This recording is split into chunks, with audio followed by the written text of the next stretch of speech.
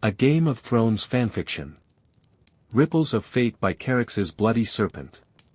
Chapter 3, Accepting New Life.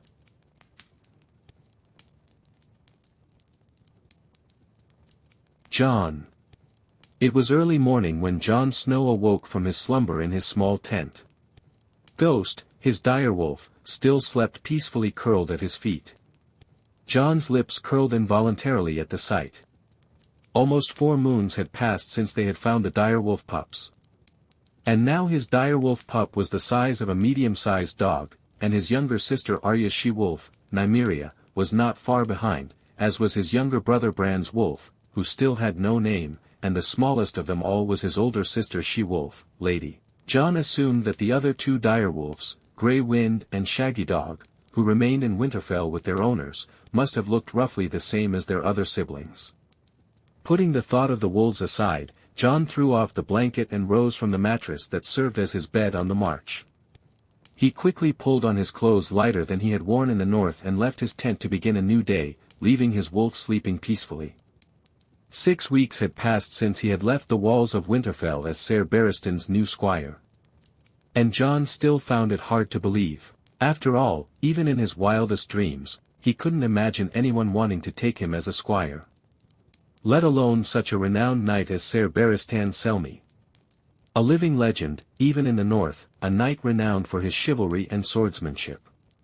So when his lord father invited him to his solar and told him that Ser Barristan had offered him the position of squire, Jon didn't hesitate to accept the offer and agreed almost immediately.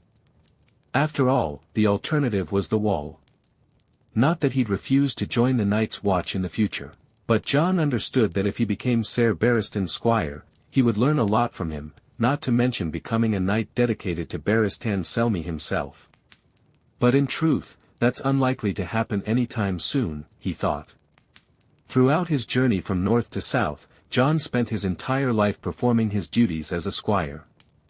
He maintained the weapons and enamel armor of the Kingsguard, Ser Barristan, and cared for his horse, among other duties. Not that he particularly enjoyed them. But he didn't complain much about it. On the other hand, Ser Barristan's lessons in fencing and mastering combat skills and techniques, which he taught Jon while the old knight was free from his direct duties as a Kingsguard, were very educational. Although Jon began training with a sword at the age of 9, under the watchful eye of Ser Roderick Castle, like Robb and Theon. Not to mention that he also trained in secret to master his skills.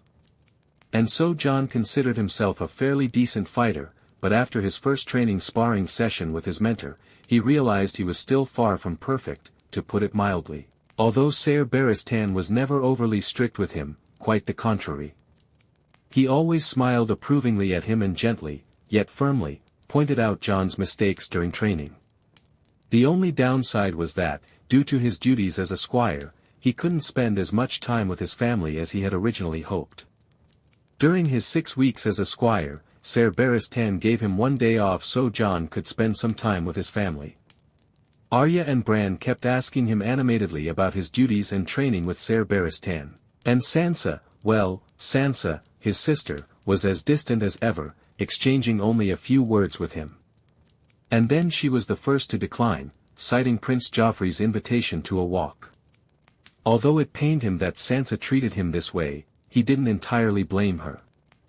After all, no matter how coldly Sansa treated him, he still loved her. But what truly worried Jon was his father. More precisely, his behavior. Eddard Stark, a stern and stoic man like the North itself, as Jon had known him all his life, was clearly wary, or even agitated.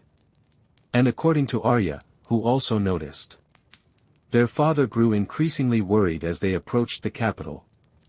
Although Jon wondered what was troubling his father, he decided not to interfere.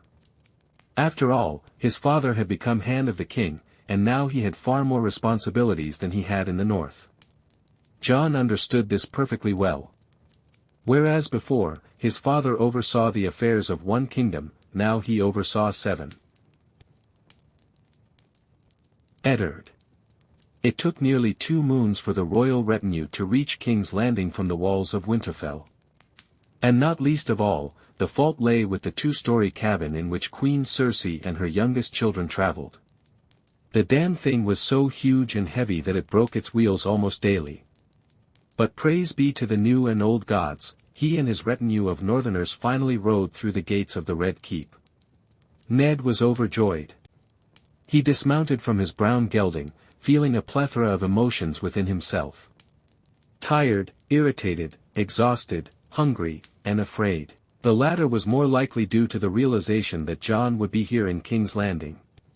And the realization that he had agreed to have the boy who was like a son to him in all but name. Being here, among these snakes who live at court, didn't improve the situation at all. And not for the first time, he wondered perhaps he should have kept quiet about Ser Barristan's offer to John.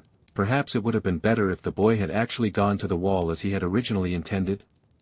He closed his eyes for a moment, dispelling these thoughts. Firstly, he couldn't do such a thing, because his conscience and his honor wouldn't allow him to do such a thing to John. But still, another part of him told him he would be much safer at the wall than here, among the Baratheons and Lannisters. Especially since Robert's rage against the Targaryens hadn't vanished. Oh no, Robert still sees them as a threat to his rule. He told Ned back there in the north that he wouldn't rest until the last dragon died. For what that silver-haired bastard did to her, to my Lyanna, I want his line to die out. If God forbid Robert had learned the truth about Lyanna eloping with Rhaegar Targaryen, and that they had even managed to marry on the Isle of Faces in the light of the old and new gods, and that she had borne a son by the Silver Prince, who was now squire to the Lord Commander of his Kingsguard, then, Ned's eyes widened, not wanting to know what would have happened then, though deep down he knew perfectly well what would have happened. My Lord Hand. The man who had been the king's steward stepped forward. Grand Maester Pycelle has called an urgent meeting of the small council and requires your immediate presence, the man told him urgently. Ned barely suppressed a growl. He'd just come from a journey, and all he wanted now was a warm bath, roast fowl, and a warm feather bed. And not to play with snakes, especially since Robert was still outside the city walls. So Ned calmly but firmly told the man that he couldn't attend the meeting for the time being. When the royal steward received his reply and went to announce him as another member of the small council, Ned considered calling him back and telling him he'd changed his mind. But he really wasn't in the mood for snake dancing.